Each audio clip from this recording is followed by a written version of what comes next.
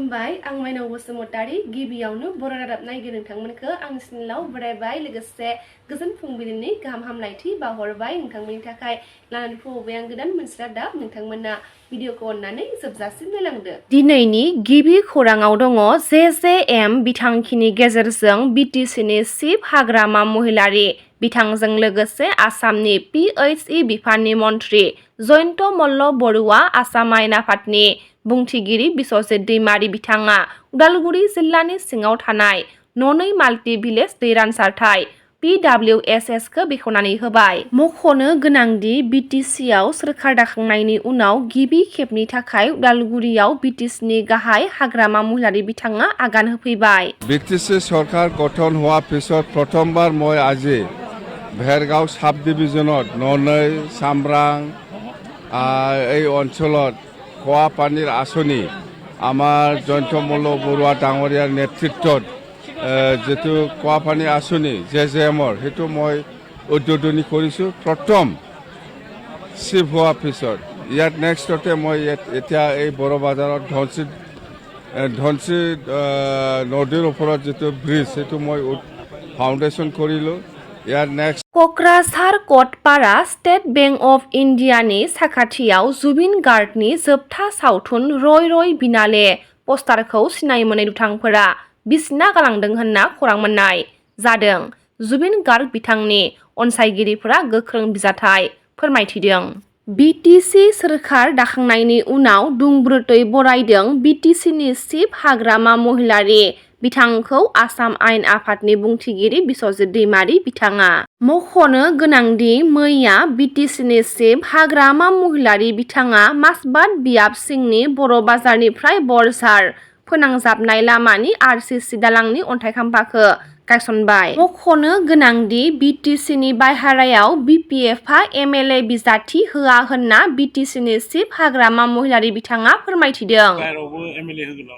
सार जों होआ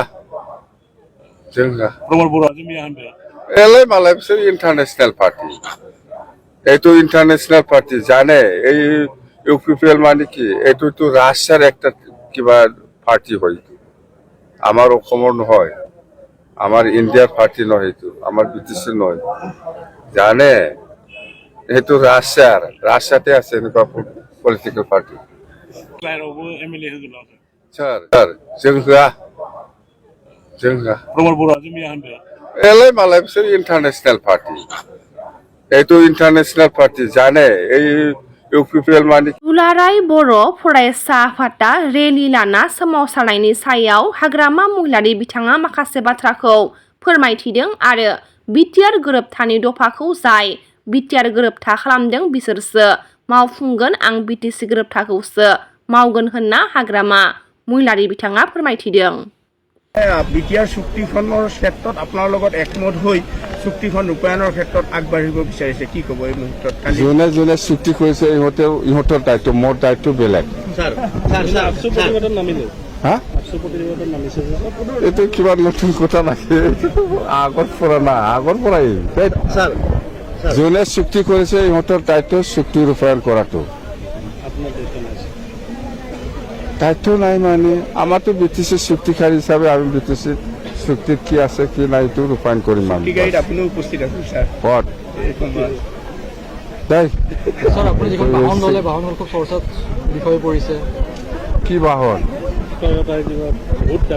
চালে হ'ল না ঘৰত যাই পেলাই এইবিলাক মিছামিছি বাদ দে।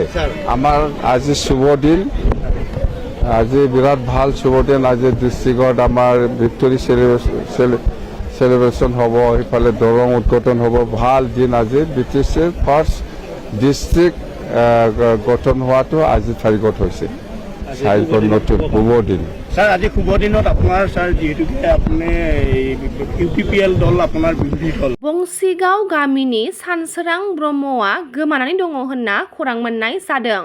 क'क्राझार जिल्लानि सिङाव थानाय बंसिगाव गामिनि सानसोरां ब्रह्मआ थांनाय 25 अक्ट'बराव लोगोफोरजों गुजरातआव खामानि मावनो होननानै न'निफ्राय ओंखारलांदोंमोन नाथाय थांबाय थानाय समावनो 30 अक्ट'बर एबा मैया पुणे जंक्शनाव गोमायो होनना मिथिनो मोन्दों। बेनिखायनो सावगारियाव नुनाय सानसोरां ब्रह्मखौ सोरबाफोर बहाबा नुसनबायोब्ला जानबुं अनजिमा 600006380555 बा 9864560250 आव फोरमायहरनो खावलायहरदों नखरनि सुबुंफोरा।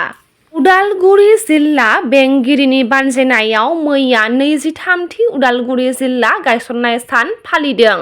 हाबाफारि बायदियै फुंबिलि समाव बायदि माहारिफोरनि गोलाव हानजा सुरनाय हाबाफारि लानाय जादोंमोन। दिनै उदालगुरि डिस्ट्रिक्ट डे कारन बे डिस्ट्रिक्टखौ जों मोननो हादोंमोन 2003 सनाव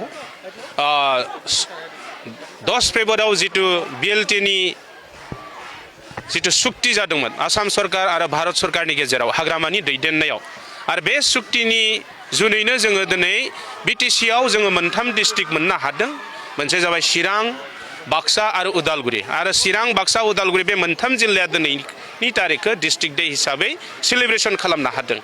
आरो दिनै जोङो बिटिसि सुक्तिनि आधारनि गेजेरजों जों जितु डिस्ट्रिक्ट मोनबाय आरो बे मोननायनि आन्दोआव दोङो जोंहा बड'फा उपेन्द्रनाथ ब्रह्म बिथांनि जितु आइडिय'लजि बिथांनि आइडिय'लजिखौ लानानै दिनै बर'फोरा सोमावसारबाय आरो बिएलटिआबो सुक्ति खालामबाय बिनि गेजेरजों जों मोननो हाबाय आरो बेखौ मोननायनि जुनैनो दिनै उदालगुरिया जथेस्थ' जौगाबाय। बिटिसि जायामोनब्ला हयथ' दिनै उदालगुरियाव जों बे महरखौ नुनो मोननाय नङामोन आरो बिनि थाखाय जोङो हाग्रामा महिलारिखौ हामबाय होननांगोन कारन बिथांनि दैदेननायावनो दिनै बे उन्नतिया जाबोदों। आखौबार जों सरकाराव फैफिनबाय बाखि जिखिनि मावनो गोनां खामानि दङ जों बेखौ लासै लासैहै मावलांगोन।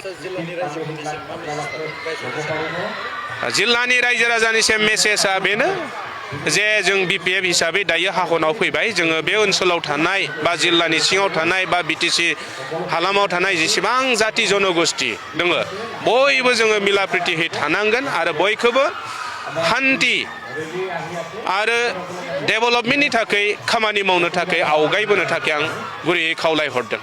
Thank you. मैया कामरुप मेट्र' खौसेथि बर' सुबुं गौथुम एबा इउबिपिएफ आफादनि 3थि बोसोरारि जथुम्मानि गेवलां मेला बाथौफुरि गुवाहाटीआव जानानै थांबाय आरो बिटिआरनि बायजोआव जोनोम मोननाय बड' पिपल्स पार्टी राजखान्थि हान्जाखौबो दाफुंबाय होनना खौरां मोननाय जादों। कामरुप मेट्र' खौसेथि बर' सुबुं गौथुम आफादनि बानजायनायाव खानु बर'नि आफादगिरि मासि लानानै सामलायनायाव बे हाबाफारिया मोजाङै मोजां जोबनानै थांबाय। गिबियावनो नोंथांमोननि बे चेनेलफोरनिसिम माने जोंनि कामरुप मेट्र' जिल्ला इउनाइटेड बड' पिपल्स फेडारेसननिफ्राय हाजासे माने खुलुमनायखौ बावहरबाय आरो दिनैनि जितु जोंनि इउनाइटेड बड' पिपल्स फेडारेसन कामरुप मेट्र' जिल्लानि जितु गेवलां मेल बे गेवलां मेलाव जोङो मोनब्रै हाबाफारि लानानै बे गेवलां मेलखौ खुंनाय जादोंमोन। गिबियावनो जोंनि जितु जिल्ला कमिटि बे जिल्ला कमिटिखौ जोङो रिसाफल माने सोलाय सोल' आरो बिबानफोरखौ एसे सोलाय सोल' खालामनाय जादों। बेयो 3थि बोसोरारि गेवलां मेल जिहेतु 3 बोसोर जालांबाय नालाय बिनि गेजेरावबो बिबानफोरखौ माने एसे सोलाय सोल' खालामनाय बा खायसेया बेबायदि बिबानावनो थाफिनबाय खायसेया माखासेया सेन्ट्रेलाव आपग्रेड जानानै थांबाय। बेनिखायनो जोङो बे जिल्ला कमिटिखौ रिसाफल खालामनाय जादों सोलाय सोल' खालामनानै दाफिननाय जादों। आरो नैथियाव दिनै जोंनि जितु दैदेनगिरिफोर जिल्लानि माखासे बिबानाव थानाय बिबानगिरि बिथांमोना आंखौ दिनै इउनाइटेड बड' पिपल्स फेडारेसन कामरुप जिल्लानिफ्राय मेट्र' जिल्लानिफ्राय आंखौ आफादगिरि महरै सायख'दों। बेयाव आं गोजोननायबो मोनदों आरो एसे साननो गोनांबो बाथ्रा जे आं सालायनो हागोन ना हाया नाजागोन थेवबो बयनिबो हेफाजाब नांगोन सालायनो थाखाय सालायलांनो हेफाजाब लुबैनानै बयनिबो हेफाजाबफोरखौ आसा खालामनानै आं गावनि बिबानखौ रुजुननानै लाबाय आरो नाजालांगोन जाहाथे भबिष्यतावबो इउनाइटेड बड' पिपल्स फेडारेसननि लोगोसे जोंनो बड' पिपल्स पार्टी जोंनि कामरुप जिल्लानि जितु पेरेन्टस बडि दं बा इउथ विंस दं बा वमेन उइंस दं बड' पिपल्स पार्टिनि बे बिथांमोनजों लोगोसेयैनो बोरैहाय जोंनि जिल्लानि रायजो राजा बर' रायजो राजाफोरखौ सालायलांनो हागोन बेनि सायाव जों नोजोर लाखिगोन। नंगौ बे बाथ्रायाथ' दा जिहेतु नोगोरमा बे नोगोरमायाव बायदिसिना जिल्लानिफ्राय आसामनि बायदिसिना जायगानिफ्राय फैनानै बे नोगोरमायाव गुवाहाटि नोगोरमायाव संसार जाफैनाय माखासे सुबुंफोर दं। बेनिखायनो किसुमान खामानिखौ मावनायाव जोंहा एसे जटिलता फैयो। जेरै माखासे गुबुन हारिनि मानसिफोरनि गेजेराव न'नै न'थाम बिदिनो हाबसनलाबायनानै बर' रायजोफोरा संसार जागासिनो दङ। बे न'नै न'थाम बिदिनो सेरखाय बेरखाय थानाय बा गामियाव थानायखिनिखौथ' गामि महरै थानायफोरखौ समाज महरै थानायफोरखौ जों मोनो। खिन्थु बिनि गेजेरावबो जिहेतु माखासे जायगायाव सेरखाय बेरखाय न'नै न'थाम बिदिनो माखासे गुबुन हारिनिफोरनि गेजेराव थायो। बेफोरखौ जों कपारेसन खालामनायाव एसे असुबिदा जायो। खिन्थु जागोन बेफोरखौबो जों लाइनाव लाबोगासिनो दङ। बेफोर सिरियेलि मावलांगासिनो दङ। बेफोर गासिबो जाजोबगोन होननानै जों आसा खालामो।